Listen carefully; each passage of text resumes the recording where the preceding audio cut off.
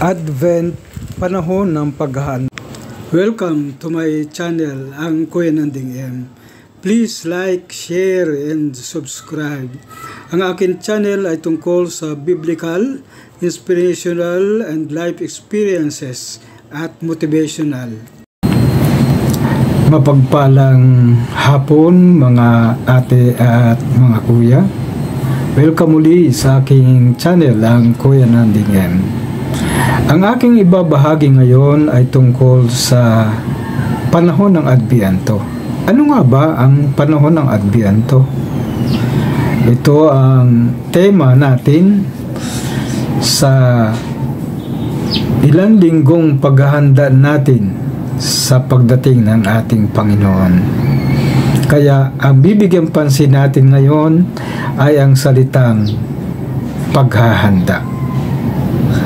Ang paghahanda natin sa panahong ito ay espesyal. Isang natatanging paghahanda. Una, sa pagdating ng ating Panginoong Hesus sa panahon ng Kapaskuhan. Kaya ang Pasko ay isang napakagandang imahe na kung saan ang ating mapagmahal na Ama ay nagkatawang tao sa pamamagitan ng pagbibigay ng kanyang sarili sa larangan ng human aspect ng pagkatao. Si Jesus bilang tao, hindi siya nanatiling Diyos na di nakikita. Ang kanyang pagmamahal ay pagpapadama ng pakikinig at pakikiisa sa ating mga kalagayan, sa ating pang-araw-araw na buhay. Kaya ang Pasko ay hindi lamang pagdiriwang ng pagdating ng ating Panginoon, kundi ang mensahe nito ay ang pagbibigay ng kanyang sarili bilang Diyos at pagpapakita sa atin ng isang imahen na pagmamahal. Ito ang pagmamahal na mayroong pagdama, pagmamahal na mayroong pakikinig, at pagmamahal na kasama natin.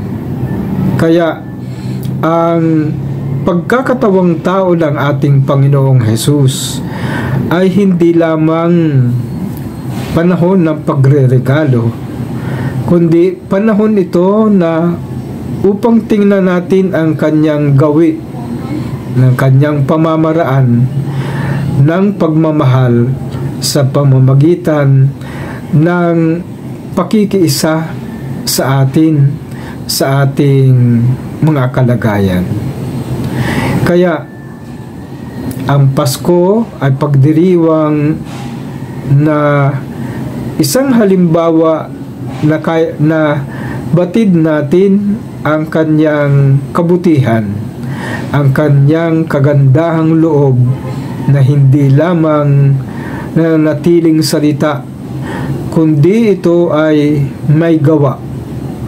Kaya ito ang halaga ng Pasko, ang paggawa ng kabutihan, ang paggawa ng pagmamahal. Kaya tayo ay mayroong pagbibigayan, mayroon tayong mga pagdiriwang ng Pasko, isang kasayahan na ang Diyos ay nanatiling kaisa natin sa hirap at ginhawa. Kaya ang human nature ni Jesus ay isang halimbawa sa atin upang ating tularan.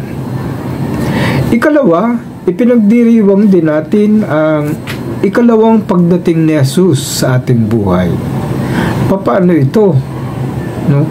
Ang pagdiriwang ng pagdating ni Jesus sa ating buhay kahit hindi pa Pasko ay sa ating pang-araw-araw na buhay. Ito ay isang pagpapahalaga sa Diyos na nasa atin na. Ito ang hindi natin alam na ginagawa ng Diyos sa atin, ang pagbibigay ng sarili sa kapwa.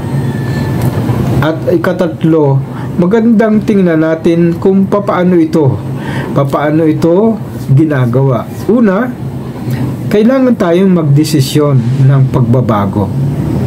Ang desisyon ay isang klase ng optimism natin sa ating buhay na merong pagbabago. Ikalawa, manatili tayong gising at mulat sa ating mga kagawian, ang ating ugali, ang ating mga values and attitudes na dapat nating baguhin. At mulat tayo upang matutunan natin ang gawi ng Diyos. Hindi ating gawi, kundi ang gawi ng pagmamahal ng Diyos sa atin. Ikatatlo, maramdaman natin ang pagmamahal ng Diyos sa atin araw-araw. Ito ang nais na iparating ng Diyos sa atin. Tayo mismo ay makaramdam ng Diyos ay nasa piling natin sa araw-araw at dapat nating isabuhay ito at maging mulat sa ating mga gawain at ating mga desisyon sa buhay. Ito po muli si Kuya Nanding nagpapasalamat at maligayang Adbyento paghahanda sa ating lahat.